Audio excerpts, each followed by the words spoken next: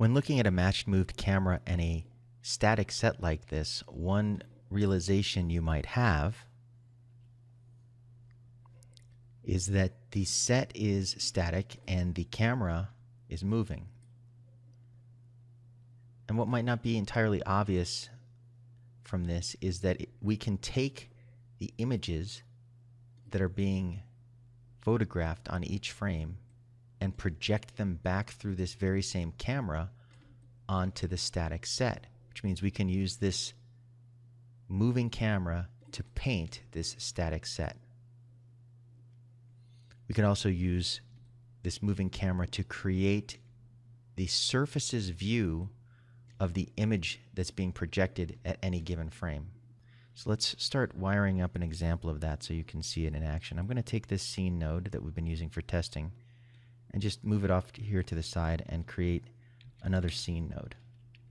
So we can leave all that set up in there, but keep our scene here.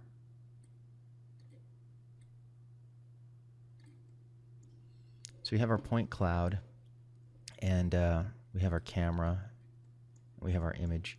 Let's create a simple piece of geometry to project onto. We'll use this back wall here. So I'm going to drop down a card.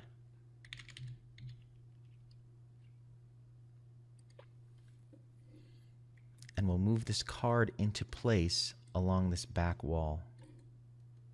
And we'll just use the point cloud to get it to at least rough it into the right position. If it's somewhere in the middle of this cloud, it's got to be somewhere where this wall appeared to the camera. I'll make sure that we have enough coverage to get everything. So to set up a projection in Nuke, you need a camera and you need an image, and you need the node Project 3D. What Project 3D does is create the projection matrix necessary to map an image onto the card. It uses the camera and it uses an image. It looks like our camera tracker did not create any undistortion for this undistort node, so there's really no point to use the undistort. We can just connect straight to our original plate here. So now what we're doing is we're projecting, let's hide these point clouds again because they're a little distracting. We're projecting the view of the camera onto this card for every single frame. It's loading a frame and it's getting the camera projection matrix and it's mapping it onto the card.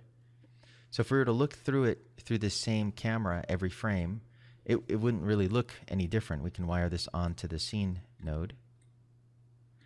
And in essence, I'm going to disable this background here so we can just render only the 3D objects.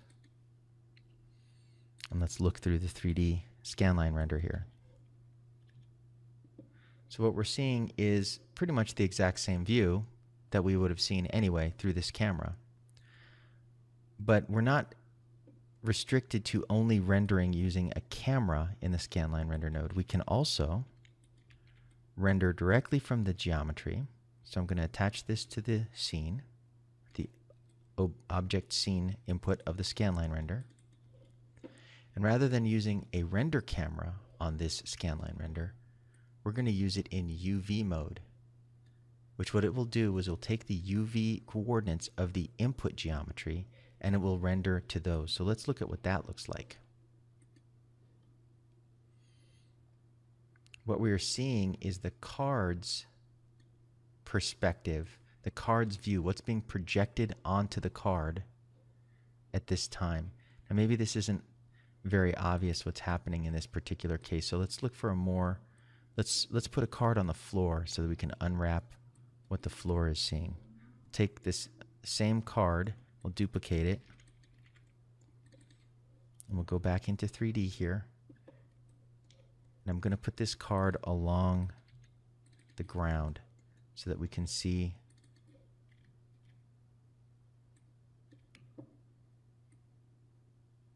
so we can project something onto the ground.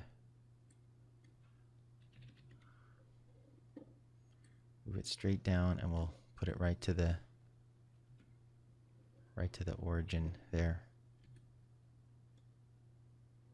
So now we have a card on the ground as well. And then rather than rendering that, the card that's the wall will render the card that is the ground.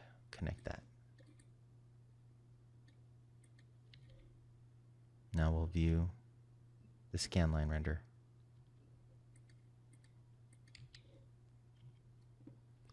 So it looks awfully distorted, but really this is the projection that is being stuck to the ground. This is what the ground, this card is seeing that's being projected to the ground. So let's sort of validate what's happening here. I'm going to take a paint node and I'm going to paint something onto this card. We'll freeze a frame of this ground. Something like this when the ground is getting a lot projected onto it. Frame 120.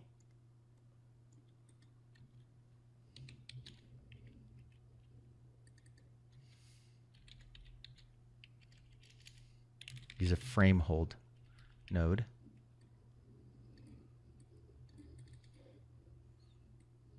And we'll set this to 120. And the frame hold can also be used on the camera.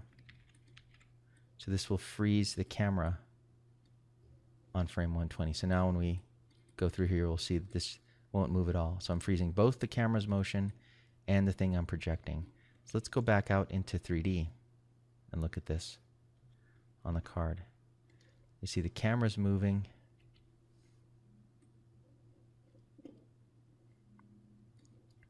But the card itself is frozen. So if we modify this texture in any way and re-render it, we'll have a patch of the texture in this static world in that place. So let's go to our scanline render here. This is the patch that we rendered out. And we will we'll create a little bit of paint. Drop down a paint node.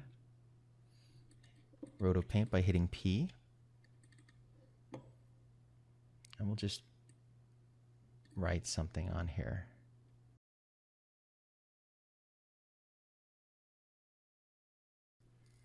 And we'll make sure that each one of these brush strokes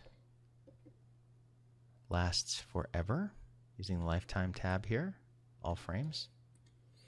And I'm going to just take this part, this patch of the ground, and keep this part. So I want to just create a quick roto shape here.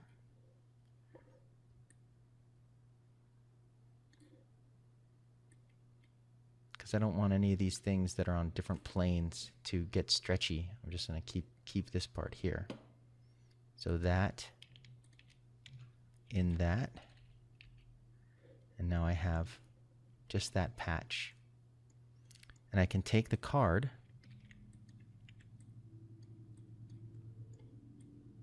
and apply the texture back to it. Let's hide all these other cards. And now I have that card with just my patch on it. So I'm going to create another scanline render to render this touched up 3D card.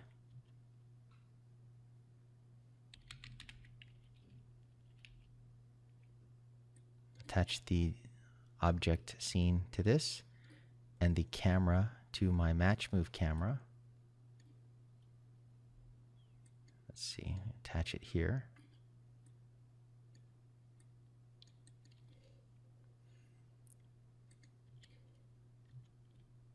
And now we're rendering through that match move camera. So I'm going to attach it to the background to this, and this will just very quickly composite it over. I'm attaching it to the original plate.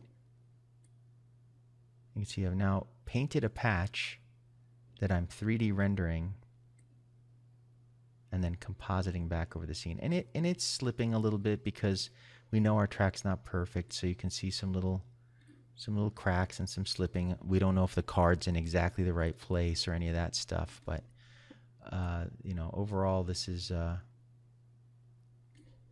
pretty quick way that you can extract something from the scene using match move geometry, or a quick piece of geometry dropped into the scene, and UV unwrapping it, basically UV projecting it out into a static canvas that you can touch up and then reinsert back into your scene. This is a great way for creating clean plates, for example.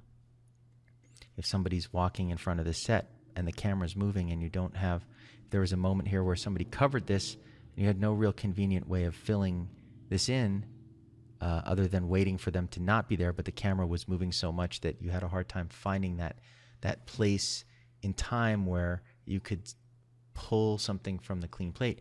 Using this technique, you can essentially make the whole world's, or the whole scene's, geometry or texture for that geometry become static when you stick it onto the match move, paint it, and then project it back on to regenerate your clean plate.